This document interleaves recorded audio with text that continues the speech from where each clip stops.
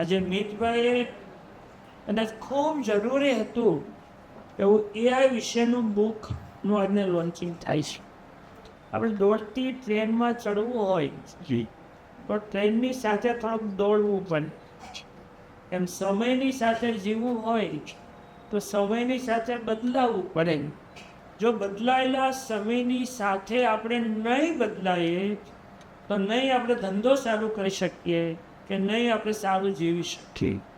જેટલું જીવનમાં શિક્ષણનું મહત્ત્વ છે, મને લાગે છે કે ખરું શિક્ષણ હવે એઆઈ છે, એના વગર કદાચ આપણે અધૂરા છે. કે જેમ ફાઇનાન્સ લિટરેસી આવે એમ ડિજિટલ લિટરેસીની જરૂર છે.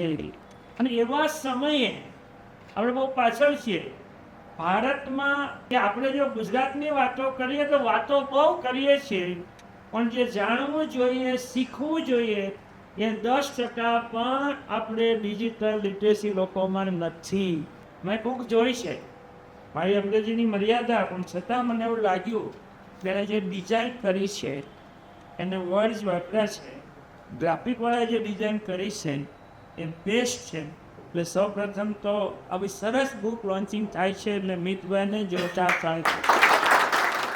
અમને અહીં બધા બેઠેલાને થોડી ઘણી મર્યાદાઓ પણ હશે અંગ્રેજી બુક વાંચવાની, પાના ફેરવી લીધા ને ખાલી.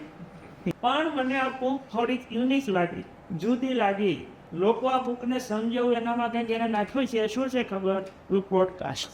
તમે બુકમાં આપેલા સ્કેન કરો તમે ચેનલને તો તરત જ એ અવાજમાં આપણે સાંભળી શકશું. એટલે અભણ વ્યક્તિ પણ હિન્દી, ગુજરાતી, ઇંગ્લિશ ત્રણેય ભાષામાં છે.